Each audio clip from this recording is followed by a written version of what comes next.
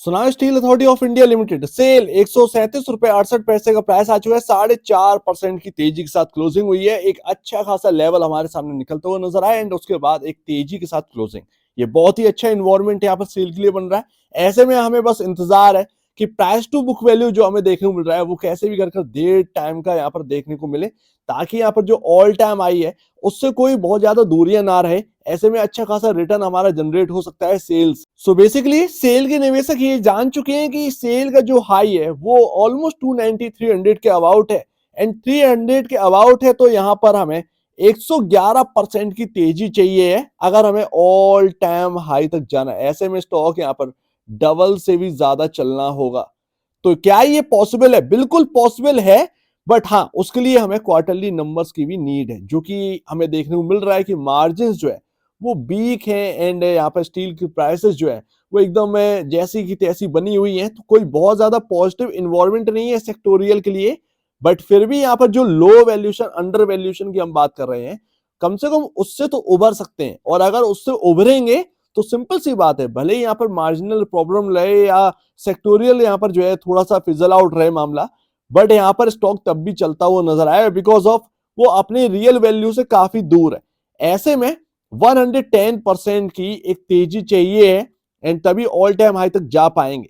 But मेरा मानना यह है कि डे टाइम की प्राइस टू बुक वैल्यू बहुत ही सटीक और सही होगी। भले ही हम ऑल टाइम हाई तक ना पहुंच पाए, बट अगर हम 200 के एवं निकल सकें तो ज्यादा बेहतर रहेगा बिकॉज ऑफ फिर यहाँ पर जो है पीयर कंपैरिजन जो है वो आ जाते हैं। हम उनकी वैल्यूएशन तक पहुंचेंगे बट टिक ही नहीं पाएंगे। तो सिंपल सी बात ये है क्योंकि हम अभी वीक है, एज अ मार्जिनल बेसिस पर हम वीक है और प्रॉफिटेबिलिटी जो हमारे सामने वो भी वीकन दिखाई देती है पीयर कंपैरिजन, लेकिन इतना वीकन नहीं है कि स्टॉक जो है वो आप जिस तरीके से 112 या 110 या 70 रुपए की जो टारगेट्स निकल कर आ रहे थे वो एक बेसलेस यूजलेस टारगेट्स थे। एंड मैं बस यही कह रहा हूं कि पीएसयू स्टॉक, भैया पीएसयू स्टॉक निकाल के लाओ एंड उसमें म्यूचुअल फंड का यहां पर डेटा निकाल के देखिए कौन से स्टॉक में सबसे ज्यादा पॉजिटिव है। सेल से बड़ा पॉजिटिविटी कहीं देखने को नहीं मिलेगी, चाहे आप रेलवे पीएसयू के अंदर देख लीजिए या आप डिफेंस में देख लीजिए या आप और आगे बढ़कर देख लीजिए, कहीं भी ज्यादातर आपको ऐसी पॉजिटिविटी देखने को नहीं मिलेगी म्यूचुअल फंड की तरफ से। आप देखिए 46 86 8% इस तरीके से यहाँ पर जो है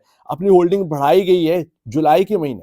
अगस्त का डेटा आपके सामने आने वाला है, कुछ ही दिन रह गए, 10 दिन का अबाउट यहाँ पर टाइम है। 10 दिन बाद आपका डेटा क्लियर होने स्टार्ट हो जाएगा एंड आप देखिएगा सेल के अंदर फिर भी जो अंडर वैल्यूएशन देखने को मिल रही है वही म्यूचुअल फंड को कमजोर कर रही है एंड उसी वजह से म्यूचुअल फंड वाले जो है वो लगातार बढ़ा रहे हैं यहाँ पर बिकवाली करने की जगह। तो होल्डिंग बढ़ा रहे हैं म्यूचुअल फंड, ये एक बहुत ही पॉजिटिव है। क्वांट का एक नजरिया हमने देखा ही है क्योंकि क्वांट ने जो है वो अभी तक की पीएसयू रैली में बहुत अच्छे से एंजॉय करी है। क्वांट ने अपनी पोजीशन बनाई एंड उसके बाद एग्जिट कर दिया ज्यादातर पीएसयू से, सेल से नहीं किया। सेल में वो लगातार बढ़ा रहे हैं, क्वांट सारे पीएसयू के अंदर ये कर चुका है एंड अब बारी आ चुकी है सेल की।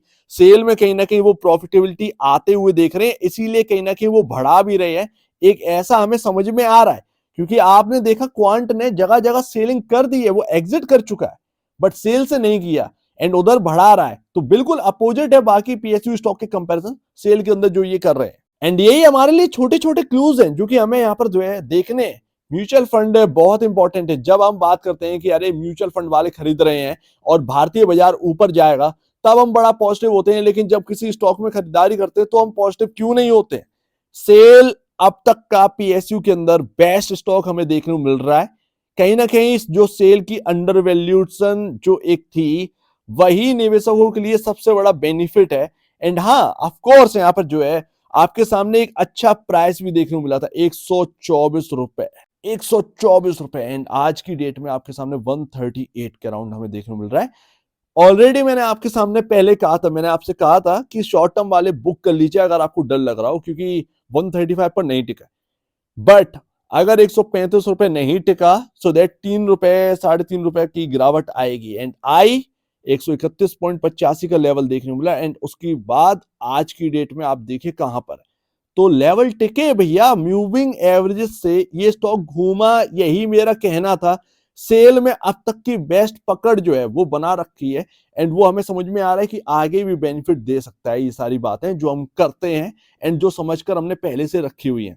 19.31 का यहाँ पर पी रेशियो हमें देखने को मिल रहा है। ऑलरेडी आप पीयर कंपैरिजन कंफर्ट जोन में, सिंपल सी बात है। एंड आज की डेट में आप बुक वैल्यू को टच करे हैं 0.99 टाइम पर, ये अब आ चुका है। मेरा कहना है ये एक डेढ़ टाइम 1.5 टाइम यहाँ पर जो है आपका प्राइस टू बुक वैल्यू होना चाहिए, यानी कि बुक वैल्यू का 50% यहाँ पर और तेजी आनी चाहिए। लमसम ये बनता है 70 रुपए के अराउंड, 68 का राउंड यहाँ पर जो है आपके सामने वो प्राइस बनती है। मेरे हिसाब से 68 रुपए की तेजी होना जरूरी है एज अ फंडामेंटल बेसिस पर। बट मैं अभी भी यही कहूंगा कि आप जो है वो स्टॉप लॉसेस मैनेज करिए। And last, stop loss manage करोगे तो डर नहीं लगेगा, ये एक अच्छी बात रहेगी। अभी अगर आप देखें तो हम कहां पर क्लोजिंग दी है, काफी इंपॉर्टेंट जगह पर आ चुके, काफी इंपॉर्टेंट जगह पर आ चुके हैं। हमने एक अच्छा खासा बेहतरीन लेवल क्रॉस किए, 135 रुपए हर्डल था, हम उसके ऊपर निकले। अभी हम देख रहे हैं 140 रुपए एंड 145 रुपए, ये आपके सामने हर्डल बहुत है सेल के अंदर, आप ये ध्यान रखिएगा। इजी नहीं है, बीच बीच में प्रॉफिट बुक करते जाइएगा। ऐसा नहीं है कि आप पकड़ कर बैठ जाए। ये लंबे नजरिए वाले तो अपना झेल लेंगे, बट शॉर्ट टर्म वाला, शॉर्ट टर्म यानी कि शॉर्ट टाइम, वो एक शॉर्ट टाइम के लिए बाई करता है। एंड शॉर्ट टाइम के लिए अगर आपने बाई किया तो धीरे धीरे प्रॉफिट बुक करना जरूरी है, क्योंकि अचानक से ये 68 रुपए की तेजी आपकी प्लेट में कोई सजा कर नहीं दे देगा। बीच बीच में गिरावट भी आएगी because of market all time high पर है। आज देखेंगे ऑल टाइम हाई के अराउंड मार्केट आया, बट आप देखो किस तरीके से प्रॉफिट बुकिंग आई जगह।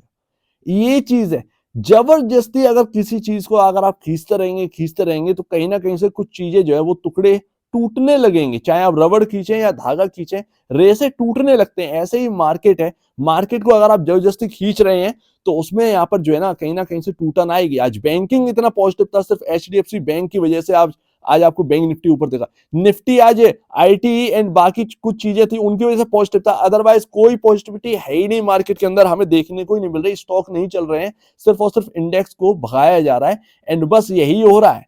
बट एक्चुअल में ये एक फेक है। वही बात मैं आपको बता रहा हूं कि अंडर वैल्यूड स्टॉक के साथ रहिए, चाहे भले ये फेक हो या ना हो। सिंपल सी बात है, अंडर वैल्यूड गिरेगा लेकिन उठने की दम ज्यादा रहेगी। ओवर वैल्यूड स्टॉक खरीदोगे तो वो वहां पर ज्यादा टेंशन देंगे। And steel Authority of India एक अंडर वैल्यूड स्टॉक है, ना कि ओवर वैल्यूड स्टॉक हमें देखने को मिलता है। बट मैं अभी भी कहूंगा स्टॉप लॉसेस अगर आप कैरी करेंगे तो आप यहाँ पर जो है सब कुछ यहाँ पर जो है मैनेज कर सकते हैं। अदरवाइज अगर आप स्टॉप लॉस कैरी नहीं करेंगे तो फिर एक प्रॉब्लम की बात है।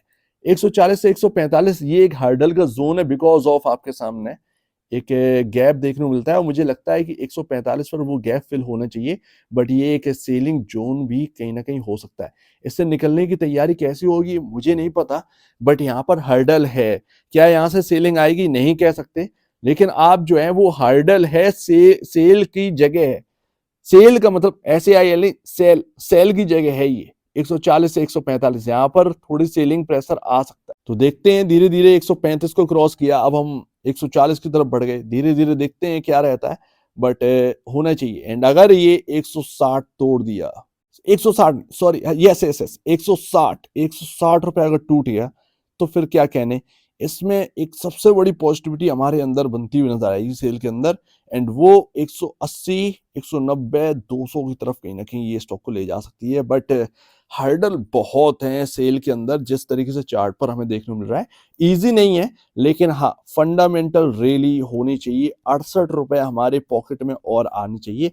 ये कैसे आएंगे कब आएंगे ये कहना बड़ा मुश्किल है बॉस, क्योंकि हर्डल बहुत है, बट आने चाहिए। प्राइस टू बुक वैल्यू में डे टाइम सेल को जरूर होना चाहिए। ये तो कहने की बात है 112 70 रुपए, ये मैं मानते नहीं। जब तक वो 124 120 की रेंज टिकी हुई है स्क्रीन पर, मुझे कोई डर नहीं। उस रेंज ने अभी हमें दोबारा यहाँ पर जो है बचाया। किस तरीके से बचाया ये आपके सामने, सिंपल सी बात है। एंड ये आपके सामने ये है 120 124 का मजा। ये 4 रुपए की रेंज सब कुछ है सेल के अंदर, जो कि हमें चार्ट पर देखने को मिल रहा है 2024 से शुरुआत से। ये टूटेगा तब हम डरेंगे, तब डरने की बात है। तब करिएगा, बुक करना है जैसे भी करना है, बट जब तक ये टिके हुए हैं तब तक क्या डरने की बात। तो ये बात है, लेकिन शॉर्ट टर्म वाले प्रॉफिट बुक करते चले जाएं, ये ज्यादा बेहतर। सो उम्मीद है काफी कुछ आपको समझ में आया होगा। देखते हैं ये फंडामेंटल रैली बनती है या नहीं बनती है, यही सबसे इंपॉर्टेंट बात है। 68 रुपए जेब में आना चाहिए किसी भी कीमत पर। अब देखते हैं कितना टाइम लेता है। बट आप स्टॉप लॉसेस जरूर मैनेज करिएगा, मेरा यही कहना है। 68 रुपए आए ना आए, बट आपके जेब से 10-12 रुपए पर शेयर जाना नहीं चाहिए। तो ये एक हकीकत है, ये ध्यान रखिए। मार्केट भी ठीक नहीं है एंड ये भी हकीकत है।